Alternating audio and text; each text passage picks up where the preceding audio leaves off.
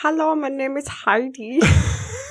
It's my Swedish alter ego. Yeah, so you got a Swedish alter ego last week. Oh, you got a Swedish alter ego this week, and you had a Dracula, Vladimir. Oh, yeah. I learned a cool story about Dracula the other day. Apparently, Dracula and a dude called Vlad the Impaler were both the same person. Vlad the Impaler was a monarch or a royal family prince king of Transylvania, which is a real... Transylvania, which is actually a real country in Eastern Europe back in the day. And I'm not sure. I think it's still a country. It might still be, but Vlad the Impaler was renowned as like this political figure that would bring over these sort of political heads from different Eastern European countries, have dinner with them, and then like literally impale them on spears and like put things up their ass and would like murder them in grotesque ways. And Dracula was one of the sort of first historical examples of like fake news, where like these people that wrote bards and stories and stuff made Dracula into this scary, disgusting like creature that lived in a castle, but they based it off Vlad the Impaler to try and like make a smear campaign. It sounds pretty spot on though. Like the things that he did makes him sound like a scary, disgusting creature. Yeah. So fair. But it was interesting because I've heard of Vlad the Impaler before, but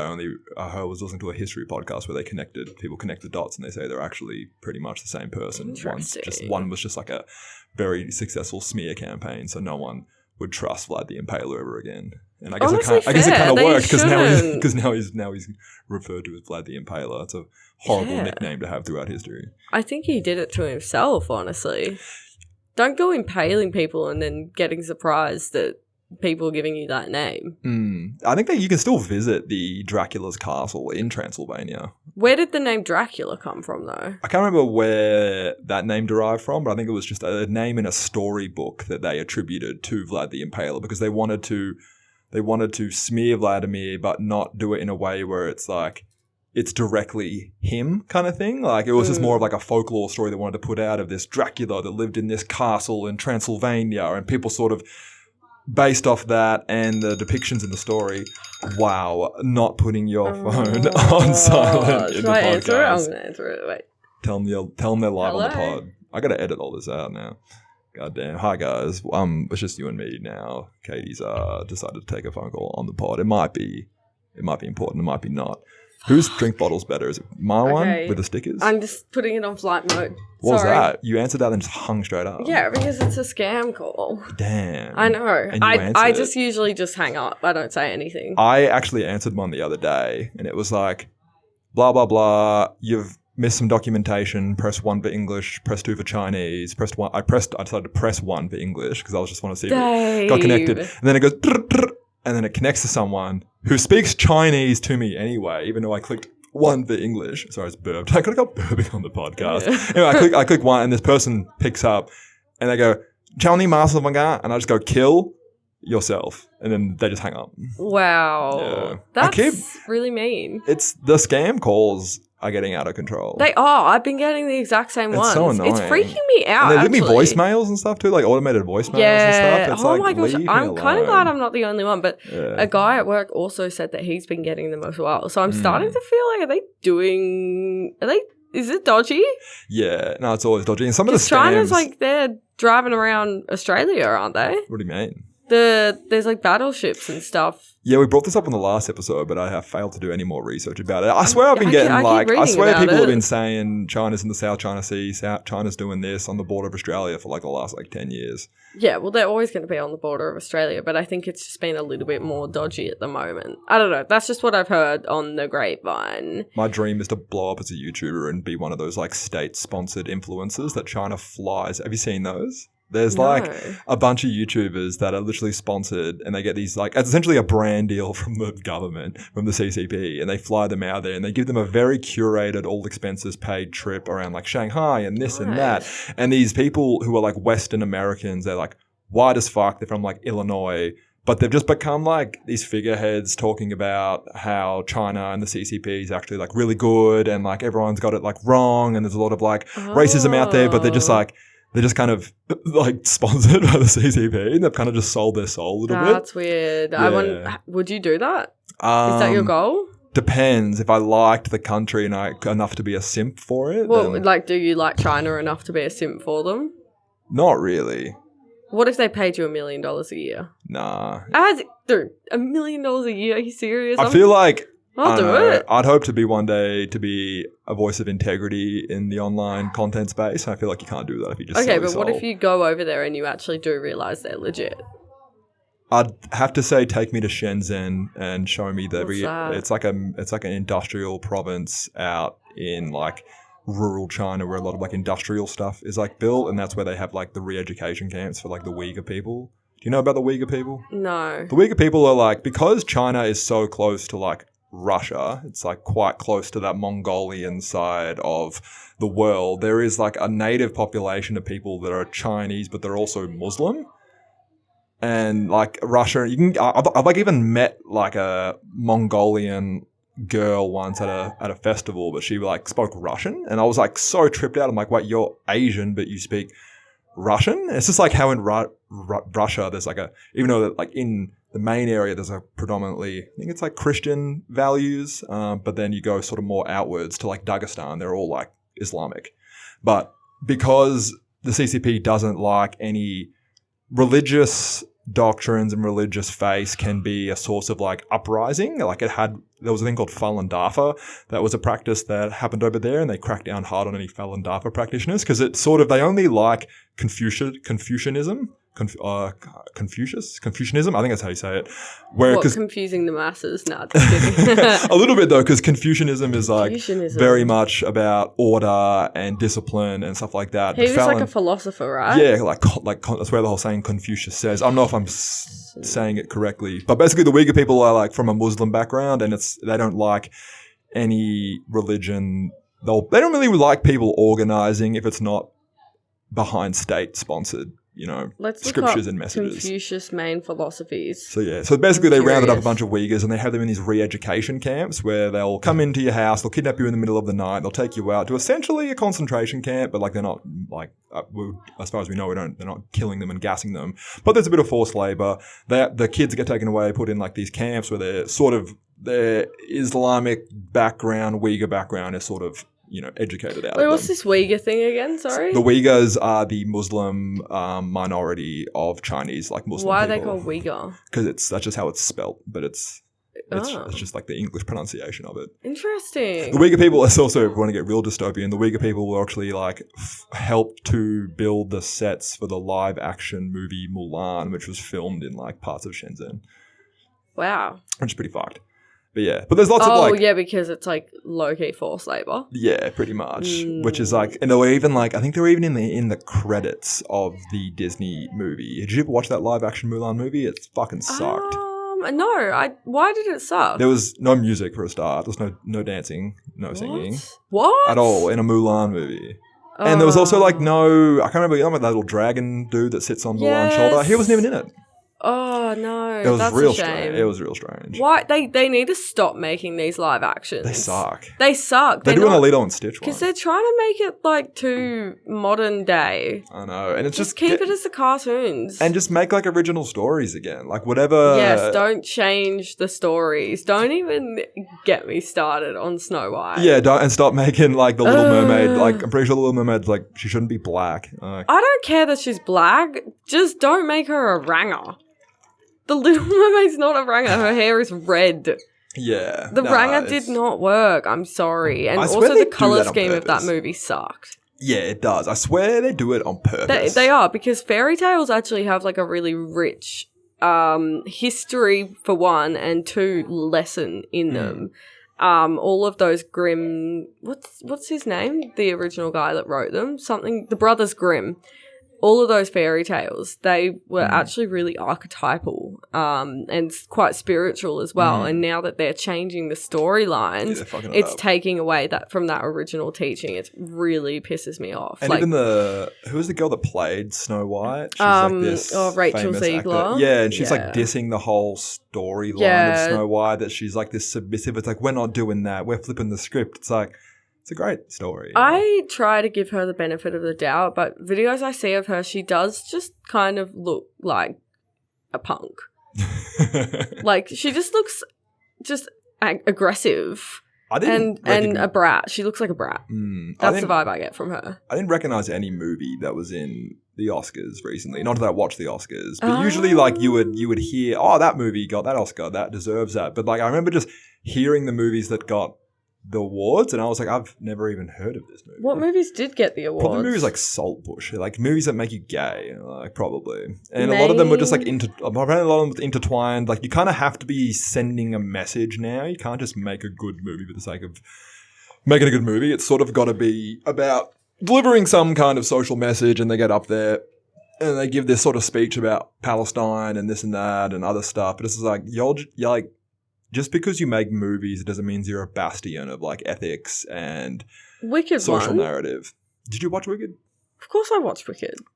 Did you not watch Wicked? No. Dude, it's so good. Who's the chick that plays the witch? Which witch? The main witch, the green witch, the one that's the like green witch. on the cover. Cynthia Erivo. Is she known for doing literally anything else? Because I see her everywhere now, and I go, "Are you? You know, you see people, you see them around, and you go like, are you meant to be famous? Am I meant to know who you are?" Yeah, but like, if you get your big break, then of course that's going to happen to you. Think about Tyler. Think about anyone that's had, their big come out. Of course you're going to be posted everywhere because the world gets obsessed with you. You're like a new, shiny new toy. Yeah. But she's like amazingly talented. At first I wasn't sure about her, but the more I listen to the songs in Wicked, I'm like, damn, her voice is amazing. Ariana Grande on that Ozempic diet.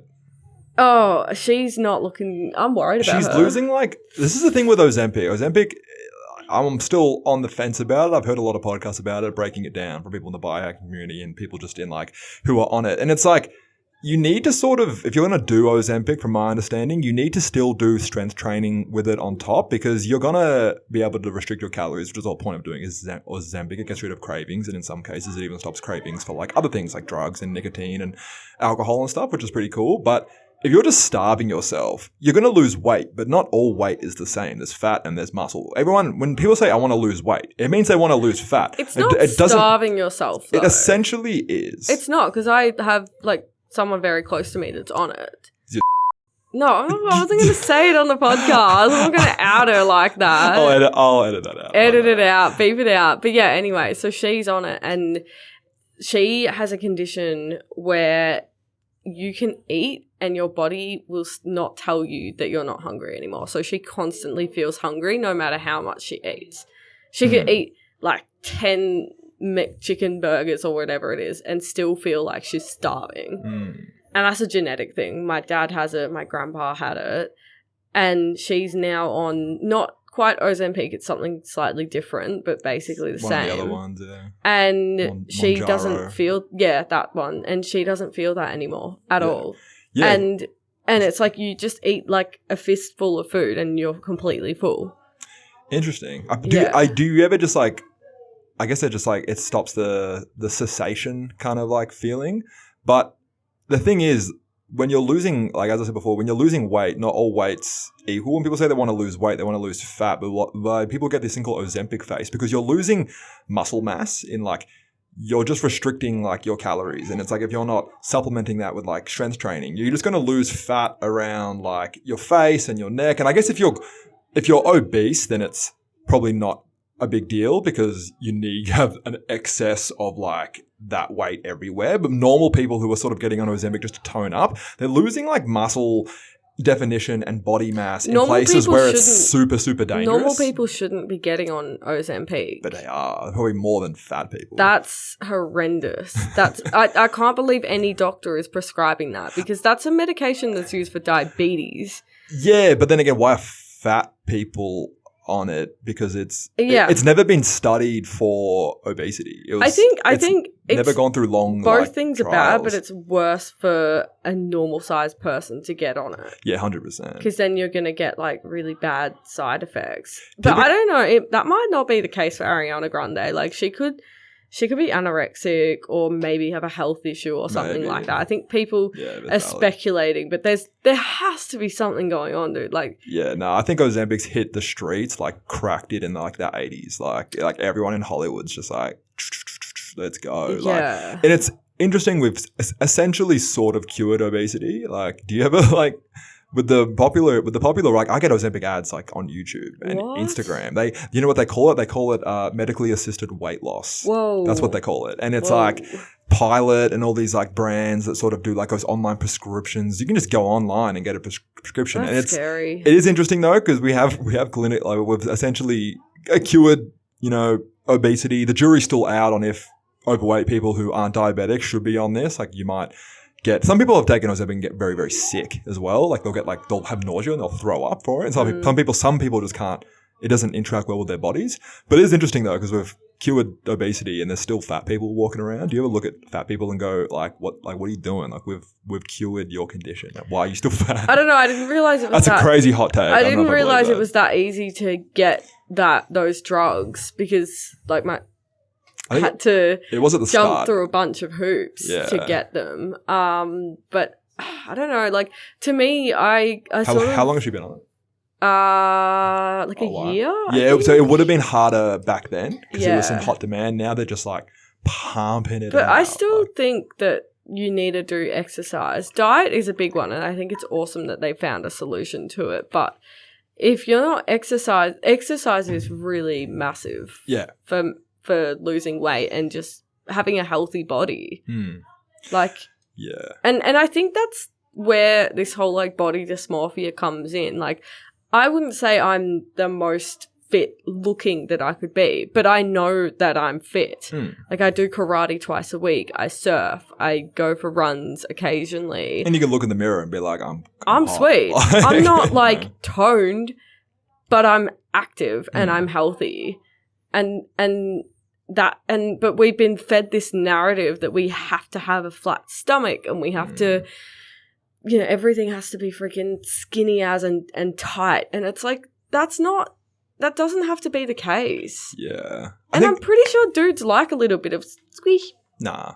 Some do. I don't know. It really depends on the guy. A lot of guys will just take whatever they can get, talking about the incels we were talking about last week. But yeah, like, it's interesting though, because I believe there are certain biomarkers and certain conditions people should be able to hit. Like, you should be able to, like, at least lift your body weight, like, on a chin-up bar. You should be able to do at least 5 chin-ups. 5 chin-ups?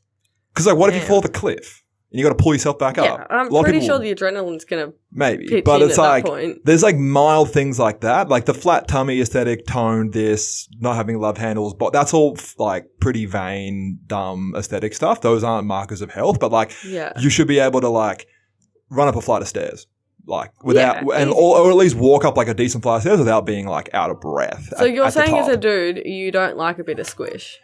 I don't know. It really, I love all body types, but it's just like, I don't know, I would say as a generalized statement, men don't like fat women.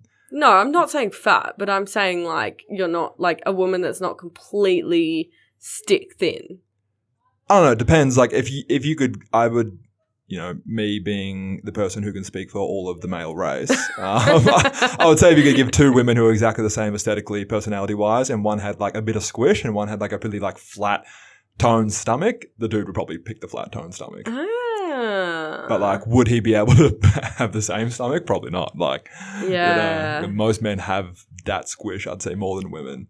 But I would like, it's interesting. Yeah, I agree with that. Have you ever seen PE videos from America from like the 1980s and like 1970s? Like the conditions of what was normal for health back during like 1940. Like it was insane. It was like most people would not. I would say probably 70% of like kids now can't do that. Dude, 1940 people were on rations. And going to war. They had fucking nothing to eat. But it just goes to show, like, I was watching something on the news the other day that apparently peak body condition. Apparently 40% of kids, they did a study, 40% of kids in Sydney can't swim more than 50 meters. That's terrifying. I know. So it's like we have drastically lowered the bar. And it's like a lot of kids can't even do like the monkey bars anymore. Oh, no. Yeah. No. Like a lot of things. Why can they not do that? Because we're just unfit. We're just so soft. And then it's like, like now, like, I don't even know if they're doing the beep test in schools anymore. Did you ever do the beep test in school? I don't even know if they do that. Pardon? I slayed it. Because I was very fit in school. I did rowing. I did rugby. I was like very athletic in school. Probably more athletic than I've ever been in my life. Beep test like stressed me out. I loved it. It was fun. I like all those like random little tests you have to do at school. I don't know if they do that anymore. I think you could just opt out of it now. fuck that. Yeah, I feel like you can opt out of a lot of stuff at school now. The only people that were opting out back in my day was like the girls that hit puberty too early. And they always pretended they had their period every PE class.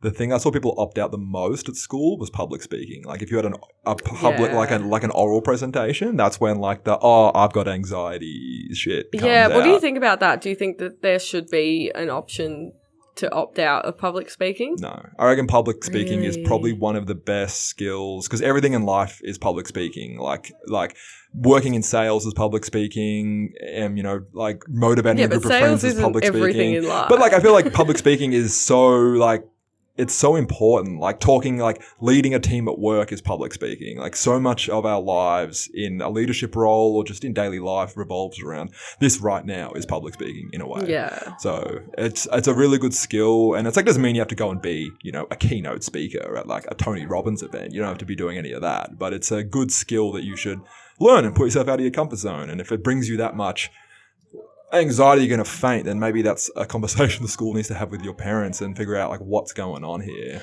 I don't know. I think some people just aren't cut out for it. Like it used to really piss me off at school when there'd be something that needed to be read out in class and the teacher would choose the kid that literally could not read and be like, you have to read this in front of everyone. And this poor kid would be freaking the fuck out, like stumbling through the sentence. Yeah. And I'm just like, this is a waste of time. Everyone else in here has the ability to, but you're picking on this one kid and you're embarrassing them. Yeah. Making them feel less confident in their abilities. I completely disagree with that. I guess a way to straw man that approach is to say, like, maybe he's good at reading, but when it comes to reading out loud, that's what he is struggling with. And it's like, if you're not able to speak like that, how are you going to ever improve if you don't put yourself out of your comfort zone? And that's the whole point of school, is just to try. Maybe it's something that kid doesn't have to improve in. Yeah, but maybe he won't. That's the whole point of school, though, is to just like try everything, realize what you really suck at and what you're kind of good at. But it's just, But there's always a teacher that's like, keeps pushing them every time. They've realized that kid sucks at it and they just think, the more I get them to do it, the better they'll get. And they just never do because it's not their forte. What if you were to see just small improvements? Would you want to like keep up that approach though? Yeah, but like how? I don't think so. I don't reckon I'll do it as a teacher. Yeah. I say this now, I'm in first year uni. But yeah, I don't know. Like I just think it's a waste of time, really. Yeah. But that's my personal opinion. Anyway, I wanted to bring something up because I think you probably heard of this, but have you heard of the alternative periodic table? So it's something like that Terrence Howard dude was talking about. Yes. Oh, it's like the frequencies Look and at it. like stuff. Yeah, I'm not going down this fucking shit. This Why not? So do you disagree with it? It's funny. There was a Joe Rogan episode with Eric Weinstein, I can't remember which one it is, and Terrence Howard, who's like this famous Hollywood actor. And Terrence Howard was explaining this alternate periodic table for like, it was a 4-hour podcast that I listened to. I listened to that one too. I love it. I got a top comment on that. I got like a 18,000 upvoted comment. And to this day, I'm still getting replies to it. The comment was like, I listened to these guys debate for 4 hours today and I went home and told my girlfriend, and when she asked me what it was about, I couldn't tell her a single thing. But yeah, no, it's interesting. I love to have an open mind about those types of things because, like, I've heard stories about, like, Bob Lazar, who was apparently working in this place called C5 or S7. Okay. And he was talking about this thing called Element 51. So I reckon there's all types of elements and, like, things that are not. What's Element 51 mean? Element 51 is a material that they allegedly found on a crashed, like, UFO. And it's got like radiation, and they were trying to sort of understand where the material was. It's like a metallic type of material, and this was like the special material that he said was a thing back in the 70s, and now it's been confirmed. And like no one believed him. No one ever heard of it back then. He said it on some like talk show because he was afraid of his life being in danger. Whoa. But now it's been proven. I think it was like 20 years ago that like Element 51 is actually like a real thing. And it's like a genuine material.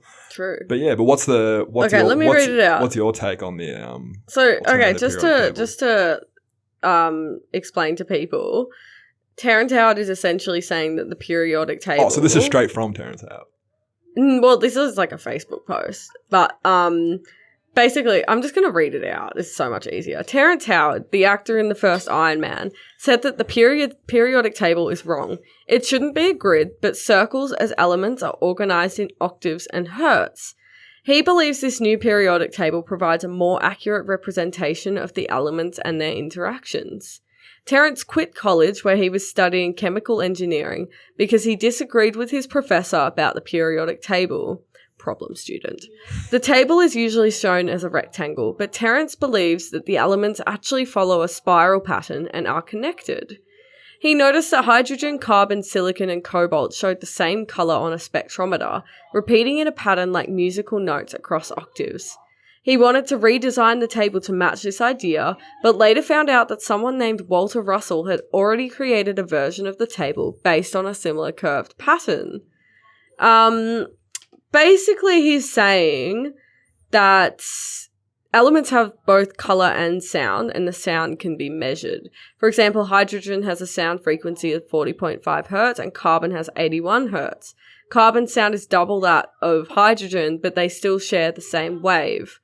So he's essentially saying that these connections are important to show because they help us understand the basics of the universe. And I just think it's beautiful. I'll show you. It is very pretty. I have seen that. And I think from the debate he went on, because he went on Joe Rogan, waffled on about it for ages. It got clipped up. And Joe Rogan, because the thing with Terrence Howard, he speaks in a very, very intelligent way, but in a way where the common man can't fact check anything because it's so like quantum that unless you have a very sound understanding of mathematics, you kind of can't check him.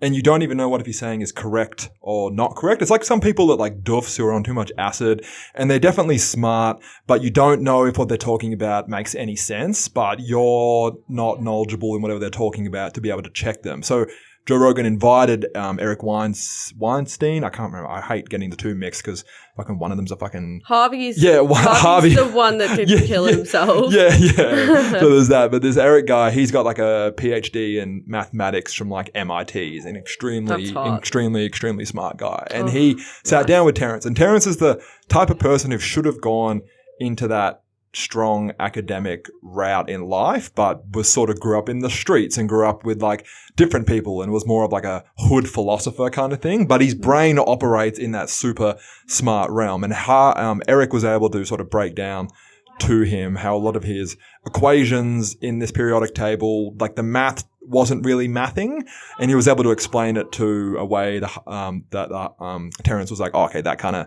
makes sense. But I think it's an interesting take, and I've heard about this Walter Russell guy before, and I was like writing about this the other day. I think if you think about where we were as humanity back in ancient Egypt and how a lot of these structures got built and how we can't really describe it, and the works of who's that fucking guy that does that series I was talking about a couple podcasts ago?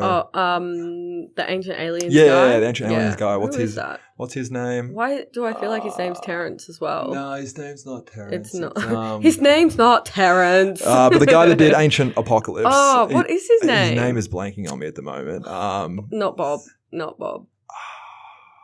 Ancient. Graham Hancock. Great, that's the Got one. it, Graham Hancock. Yeah. Graham Hancock talks about how a lot of these advanced civilizations back in the day, they're not advanced in the sense of like they're more advanced than us. They're advanced because they've had a different understanding of physics and reality and science, and they've been able to accomplish these feats that we can't really explain, not because they're smarter than us or Atlantis was real and they had like flying spaceships and all this other crazy crackpot things people sort of dramatize, but they had a different understanding of physics and science. And what Terrence talks about reminds me of that, of like perhaps our understanding of physics, and we got very progressive with a sense of like material science, of like looking at things really objectively and logically. We can create these technologies, but perhaps there's another facet of, because I feel like Earth and the planet we're on, it's a big sandbox. Just because we've been able to do things and invent things the way we've done now doesn't mean there's a different way of doing thermodynamics. There's a different way of relating with reality that provides different results, that maybe we can, instead of using propulsion drives to drive rockets,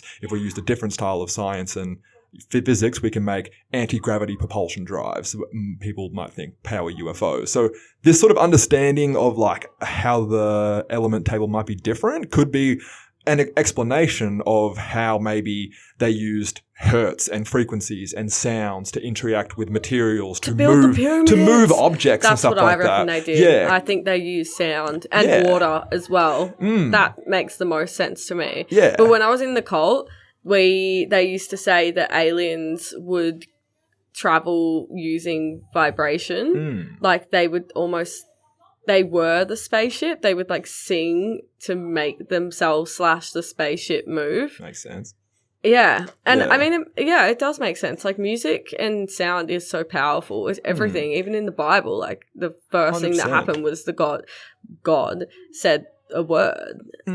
Like it's everything. And I don't think it is overlooked by science. I just don't think it's like talked about that much because maybe to scientists it's kind of just like basic.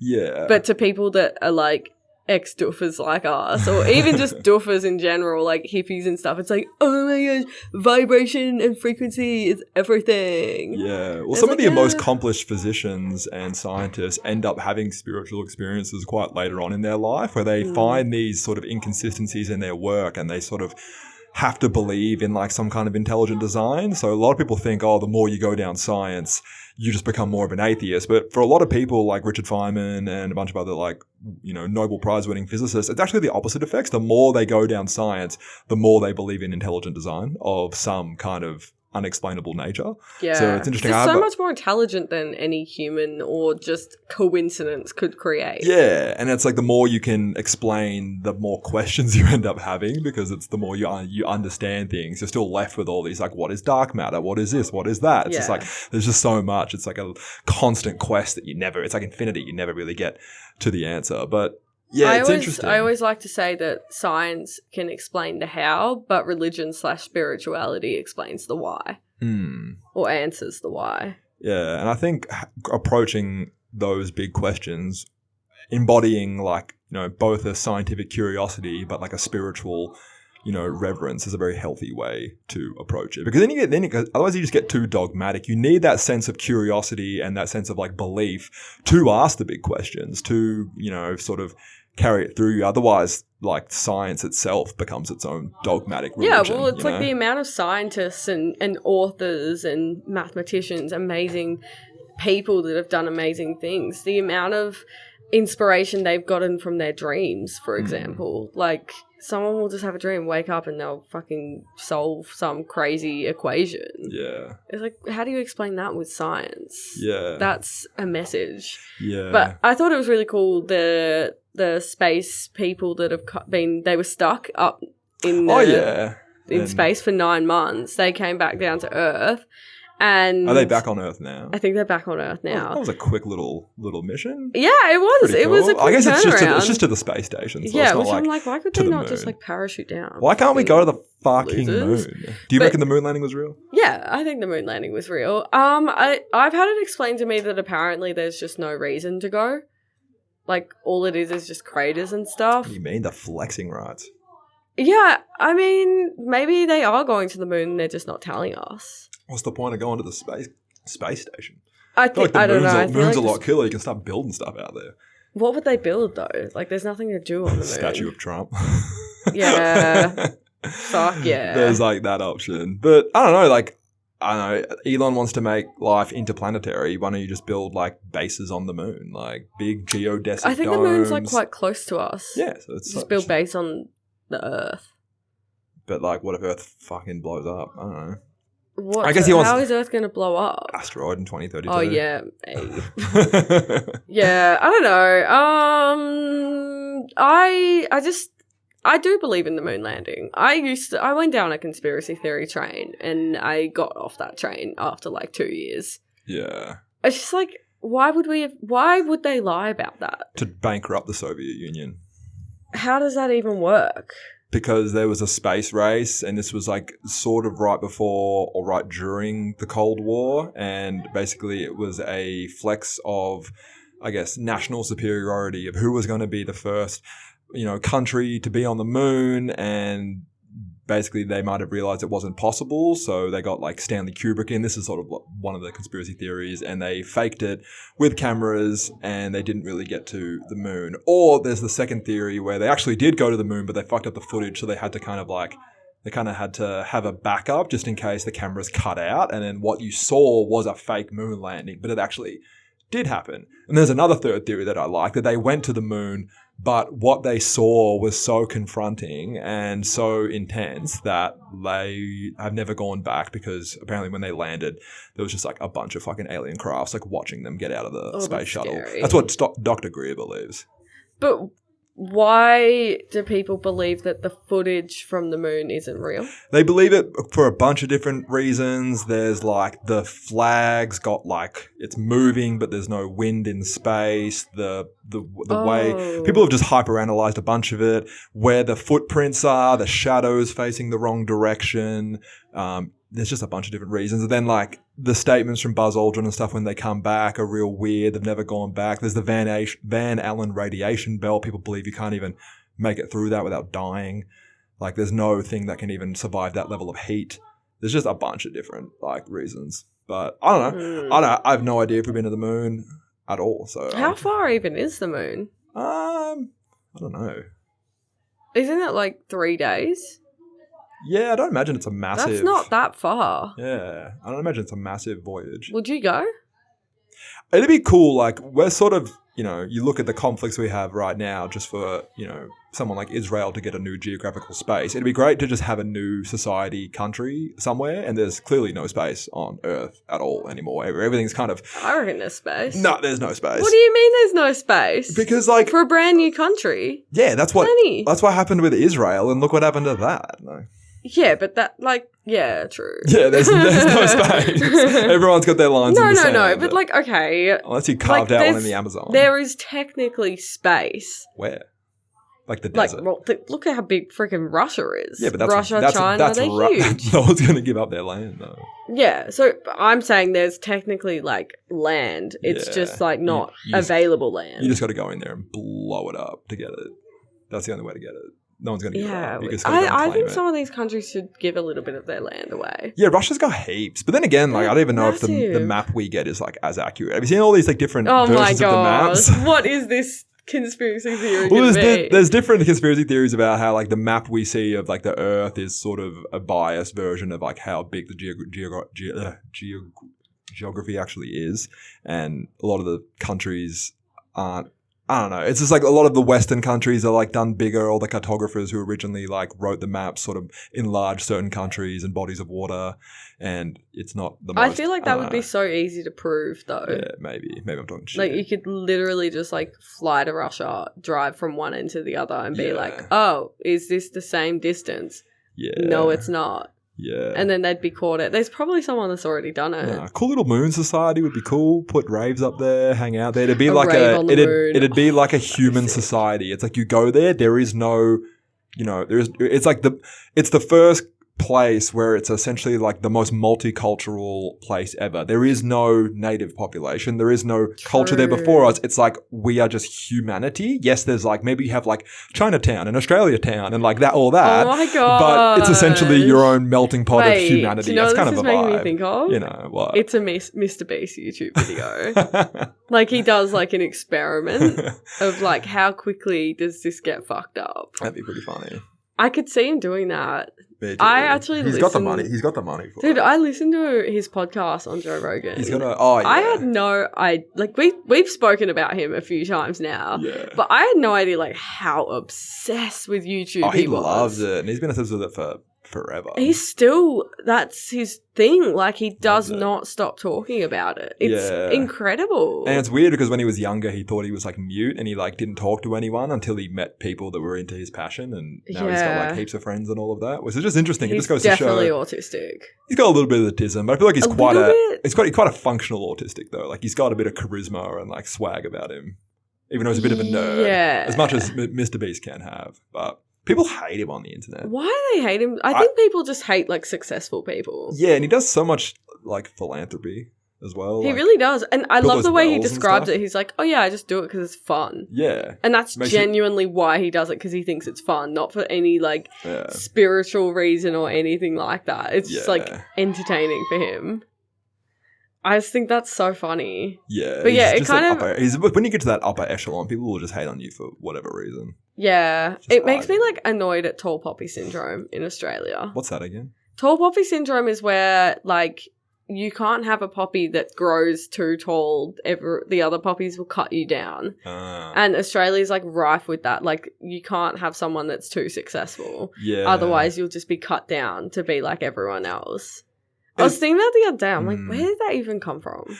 I think it's just one of the toxic parts of Australian culture. It's weird. I like the idea of, I don't know, I go back and forth between like this idea of nationalism and appreciating my country's culture, and I romanticize other countries' cultures as being better than my own, but I don't know if I just do that because it's like a grass is greener on the other side of the fence type situation. But a lot of things about Australian culture don't really resonate with me. I feel like it's a very harsh culture, very bogan culture. And even like, have you seen those TikToks of foreigners that come here and they try and make friends with Australian people, and they say Australians, we'll all be like, g'day mate, how you going? Like we're all very outwardly appearing friendly, but the second you try and have like a conversation of like substance, it just like is very difficult kind of thing. So it's this perception of like super friendly, but like we don't really get like under the surface level. I think a lot of the Australian male culture here with like tradies and all of that is very toxic and not very good if like you're a young man growing up in that environment.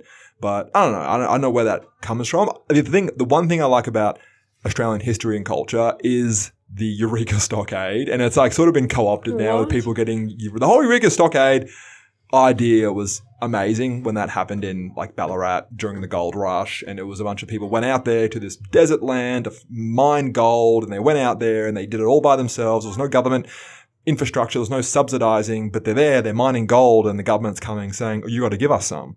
And they're like, why? That's just like, and then whoever started the Eureka Stockade, he was like, we don't need the government here. We can just have this society as our own. And they had like a war essentially where they like people got shot and died, and they had a battle with like the military being Someone like, y'all need to attention in history class. It's pretty cool. Like, I don't know, I thought that was cool. But now that's it's just the like original uprising it's in just like, Australia. Yeah, it's like anarchy, and it's like sovereign. It's like a sense of like sovereignty of being like, leave us alone. We can just form our own society. We don't need you thugs, aka the government, taxing our money. And it's like, we're here dying to mine this gold that's just here in the earth. Like, why do you have to come steal it? But but now it's been co-opted with bogans drinking VBs and putting Eureka Stockade tattoos on their back and like being racist. But the actual premise is kind of cool. But it's weird, the same blokes that would get a Eureka Stockade are the same blokes that rolled over when the vaccine came out and the lockdowns came out. It is weird, isn't it? Because like you have characters like Ned Kelly, people in the Eureka Stockade, that kind of thing, they're really revered, and that's Aussie culture. But nowadays people, they just bend over to the government. They're happy to sort of like not rock the boat too much. Yeah, I've heard a good quote of how revolutions start, and the revolutions don't start due to the disparity between the rich and the poor. Revolutions start between the disparity between the poor and starving. Like, so if you can just keep, it doesn't matter. Like, you can have the rich and poor, you can erase the middle class. Rich and poor can be here.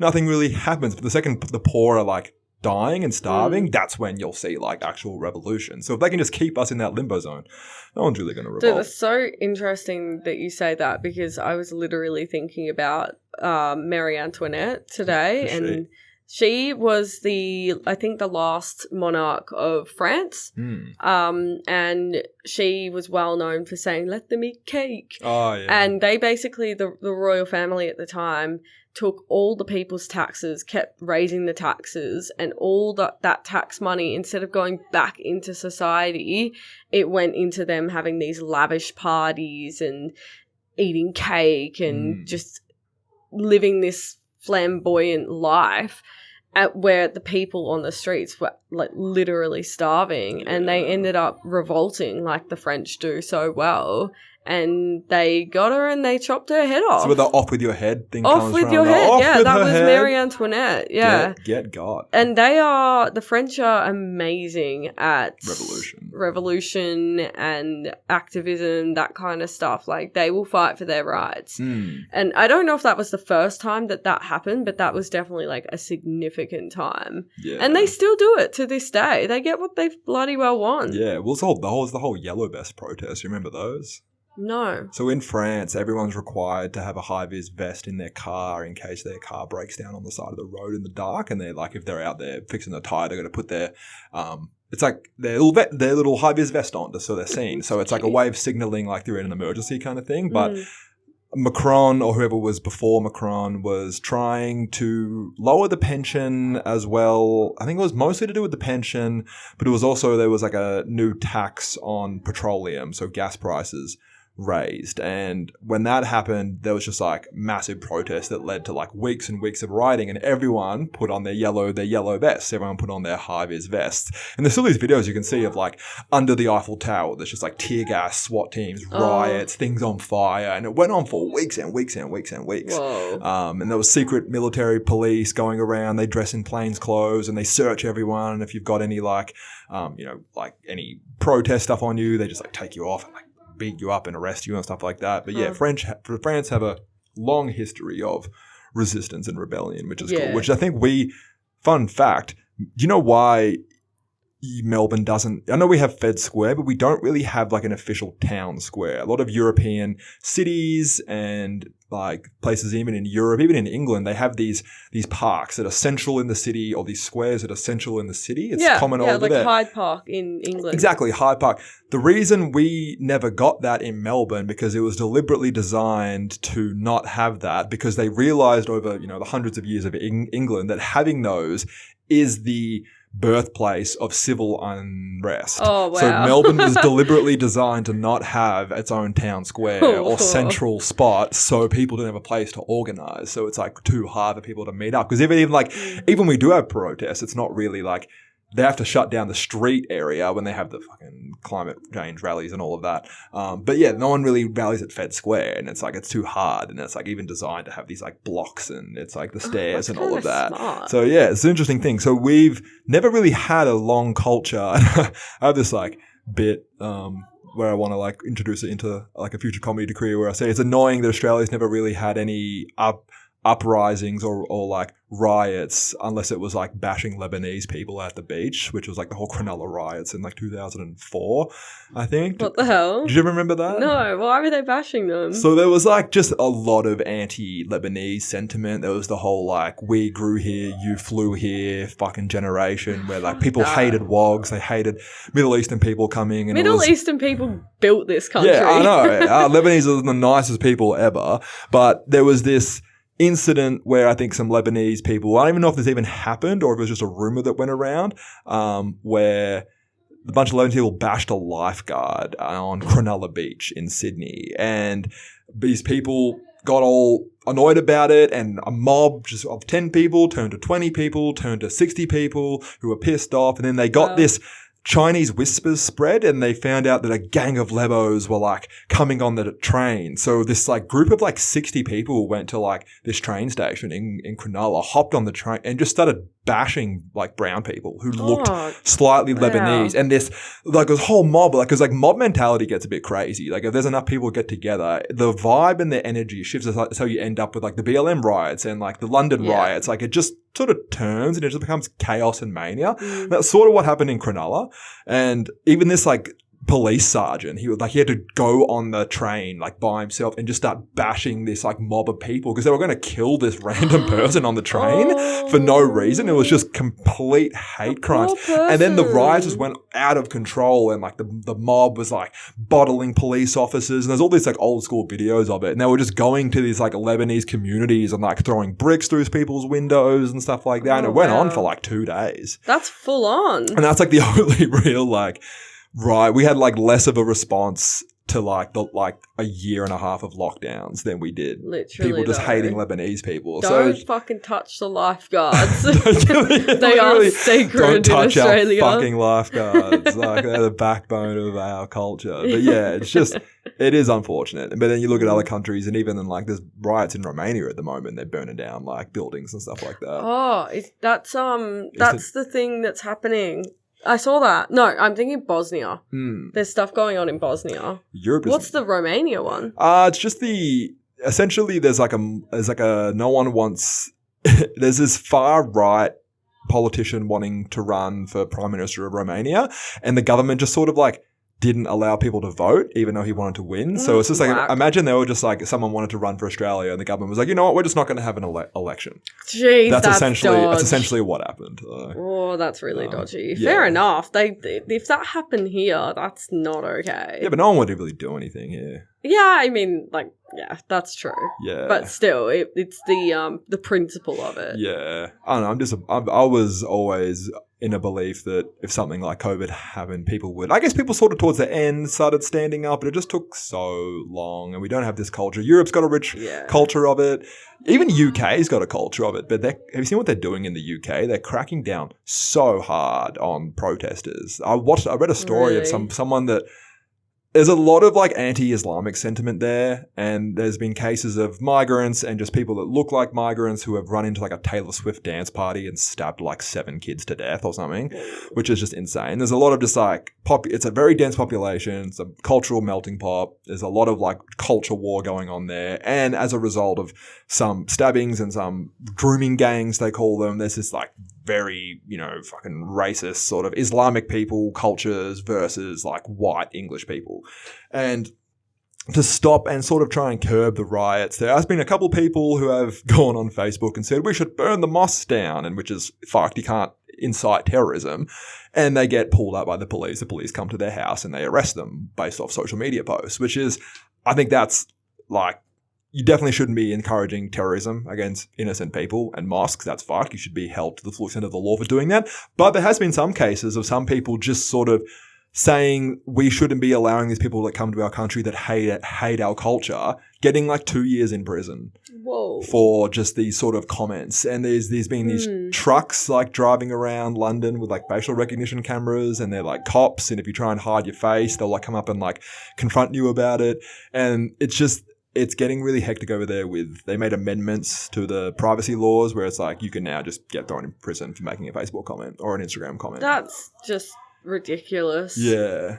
And that's it's like really not okay. It is hard because like where do you draw the line of like, okay, if someone's... You draw the line way before that starts happening. Yeah, but where do you draw the line if someone's going on there being like, we should burn down the local mosque in this street, meet me here at like 10 a.m. Like, I think that's fair enough to arrest that detain person someone for sure. Yeah. So it's like, you're right. Like, where does it start? I think if you're inciting, it could start from like a racist comment, and it's like, okay, are you entitled to your opinion? Racism sucks, but when is that going to turn into someone like doing a mass shooting in a mosque? I think it's the second you're trying to organize like crime, like essentially, like essentially trying to organize and incite genuine physical like safety threats to someone. The rest, if it's just like, the rest can just be like words on a page. Like if the extent of the crime stops if you just block the person, then you shouldn't worry about it. But if there's like a genuine concern this person's trying to get people to come after you or burn down your mosque, then like arrest that person. But Absolutely, I am worried that's pretty standard. Yeah, I am worried that that sentiment and that kind of legislation is going to come to Australia, where we will be penalised for the way we talk about gender and people's sexual orientations and all of that. But it hasn't really happened yet, but I feel like we are following suit. There has been attempts of trying to sort of pass legislation where it makes it a criminal charge to misgender someone or not call someone by the right pronouns or have these sort of this policing of like online language, but we haven't really seen it yet. But it's something to look at. I think it's just so different when you take it to an online space because you've essentially got an audience of 7 billion people, Whereas if you're just having a conversation with your friend or a couple of friends, that's all it is. Online makes it a whole different ball game, and I think it is hard. But I don't agree with that, but I do agree with maybe monitoring some of these forums and some of these people's posts where they are trying to get things happening. I don't know. It's tricky. Agreed. So what else has been going on in your life? We talked about the state of the current economic and political state of the world right now. What's been going on in your life? Any news stories? How's the husband hunt going?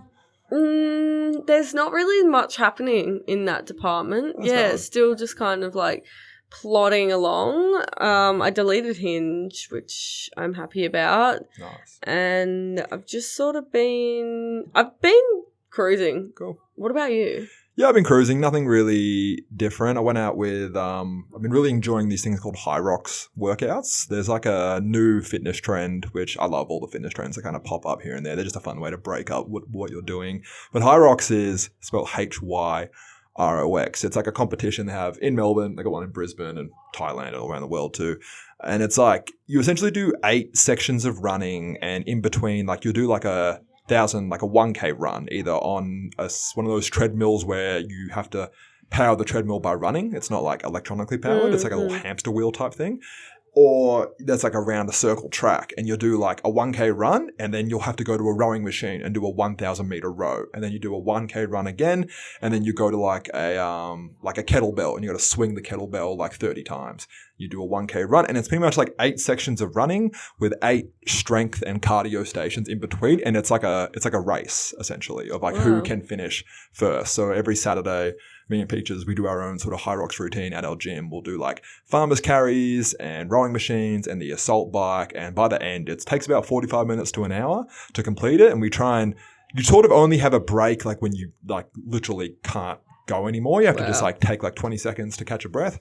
So we've really been enjoying that. It's been a really fun workout. Fun. It's fucking sick. And it's like a good really hybrid style of training because you're doing cardio, but you're doing strength and endurance and stuff too. It's good that you make it a race as well. Yeah, it's fun. It's a lot of fun. I've been really enjoying that. Just been enjoying the gym. I got an update on my ankle situation. I got to wait fucking 4 more months to go to the hospital because like it's just not a priority. And I'm in the public healthcare system, and it's just like there's a waiting list for orthopedic surgeries, and you are. So you will be getting surgery. Yeah, that's the only way to get it out of a system apparently, unless it's like protruding and you can smack it. That's what they used to do. But this is like you can't see it. It's inside the joint of my ankle. Wow. So yeah, but that's good though that you've got kind of a date. I guess like that's the best ETA they could give me. Yeah. The only other way would be like fake symptoms, go to emergency, but that might not even help me. Yeah. But at least it's not America. Would have to pay like $7,000. Winning. So that is something to be grateful for. Could be a lot worse. So yeah, just till then, to be more cycling, and the only thing it really impacts is just running. Yeah. And dancing in a mosh pit. That's really the only two. No more mosh pits for Dave. No more dental curry mosh pits. Nah, but I just got to take it more easy. I had some fun at Fountain Gate Shopping Centre with one of our friends, Josh, the other day. We were doing some shopping and trying to cold approach in the shopping centre. How'd that go? It was hard to psych ourselves up for it because it's a very unfamiliar environment. Everyone's sort of doing their own thing. It's not actually that hard of an environment. It's just hard in my head because you don't want to come off as you don't want to come off as a creep. You don't want to make people feel uncomfortable. You don't want to feel like you're like following people and stuff like that. And it's just like, it's a fast-paced environment. So you've got to catch their attention, hold their attention, and then like ideally try and like make them like laugh or build rapport in some way. So we did our shopping, and then literally for maybe like 4 hours, I was trying to like psych myself up the whole time. Wow. And I had to go because we were going to the beach, but I tried to approach 2 different women.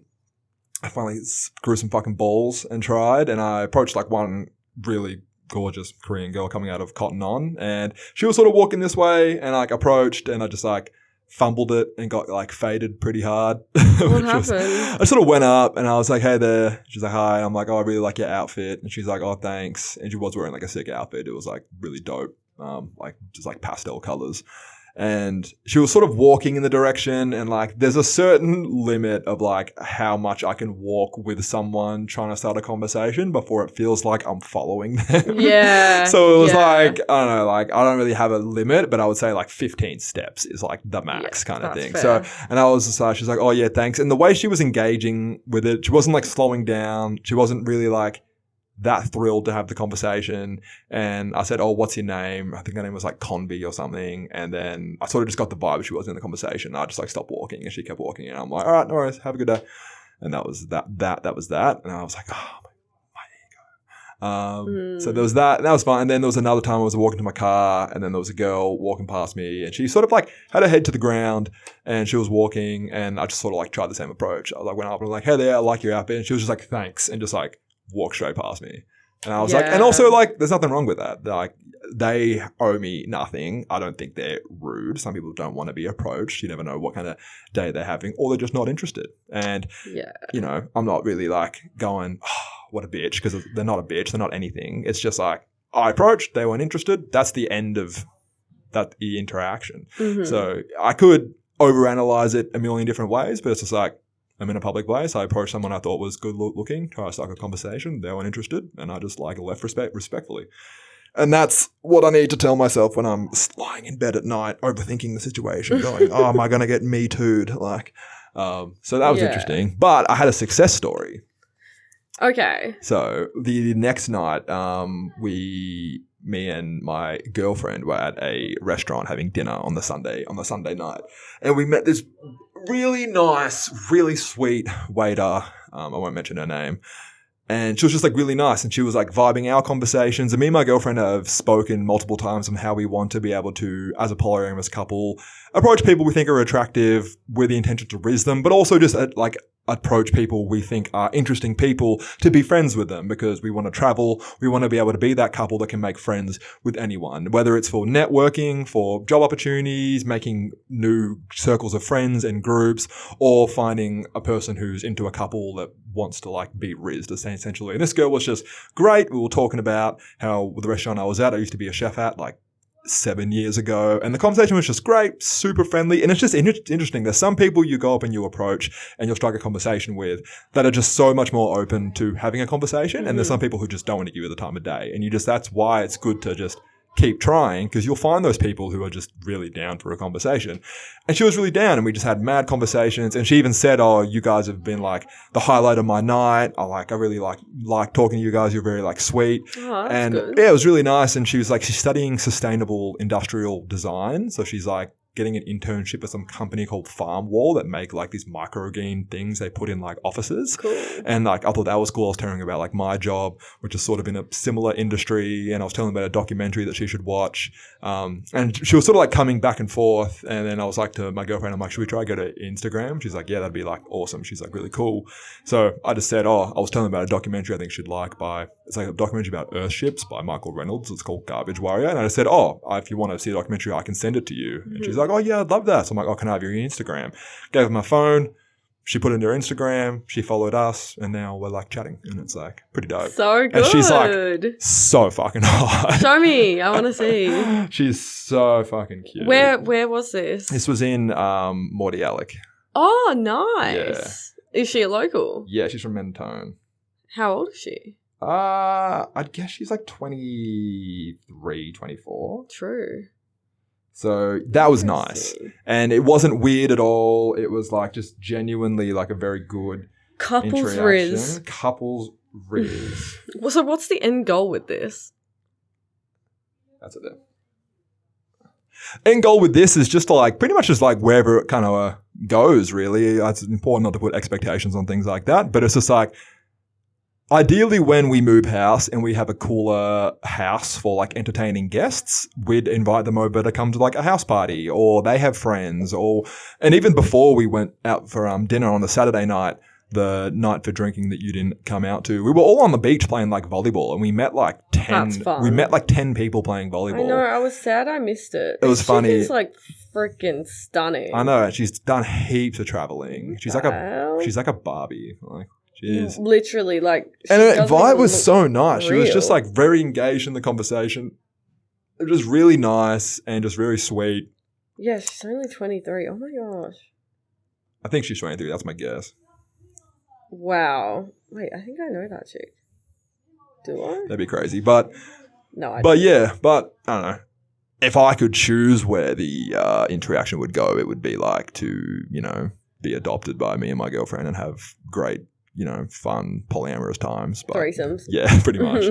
But it's just good. Like, it's just nice to make friends because, the apps ain't it. And it's just like, it's just got to make friends out in the real world. And just, She's so cool. And that's like the fun thing about getting proficient at these skills. I can be out to dinner with someone and make a new friend. Like, anyone I think is cool, I just get good vibes off. No, it's nice. It's nice to meet people organically like that. Yeah. Absolutely. Yeah. And it's super nice. And it was just like effortless. It just felt really like. But I definitely. Yeah, she's hot. I definitely prefer that to like the cold approaching thing. Yeah, but because the cold approaching is like, it's like very objectifying. It's like, that chick's hot. I'm just gonna go up to her just to have a conversation. It's not like, but it'll be like it could be they look interesting, like. But like you are only going up to them because they're hot. Yeah, and why else would you because you want something from them. Whereas this interaction with this girl is like you were already naturally talking to her. Like that feels more organic, and so I can understand why women feel uncomfortable with being cold approached. I don't know if those women felt uncomfortable in that situation. They might not have felt, but there definitely would be people that would feel uncomfortable because it's just kind of shallow. A little bit. I think it depends on how you approach it. If you're like a fucking weirdo when you do it, then it can be a bit how you're going. But I think like there's nothing wrong with seeing someone that you find attractive and going up and like initiating a conversation. But you're doing it like, I don't know, maybe I just think of it more as like a fairy tale where you'll just be kind of like in the shopping centre like you were and you see someone, you're like, fuck, I have to talk to that person. Well, it's worked for me before. And like that's like a genuine, you feel like you have to versus like, oh, that person's hot, I'll go talk to them. But it's worked for me before. Do you see the difference? I used to do it like a lot, like 6 years ago, and I had like genuine dates from it. I met one of my neighbors who I was like friends with from a long time. Really? Yeah. I just met her like on the train. I went up and like spoke to her, and then I found out we lived like around the corner from each other. That's so weird. And I would go over and hang out with her like American staffy, and it was like nice because her mum had like recently passed, and she lived in the house like alone. I just went over there all the time and hung out. Her name was Zara, and she was sick. And there was another girl I met at a cafe, and she was like a basketball player, and I thought she was like cute, and I got her number, and we would go to like Bicentennial Park and like play basketball together. So it's like worked for me before. When I was at TAFE, I just go up to chicks I thought was like hot, and I got this like pretty cute girl's number. So it's like, it's nice, and that's just like what used to happen in the olden days. Like, that's like true. Ideally it's easier. I think I just want to feel special. Like if a guy came up to me like that and they were talking to me and we had a connection, I'd be like, awesome. But then if I found out that they'd been doing that to multiple other girls that day, I'd be like, fuck. Like there's nothing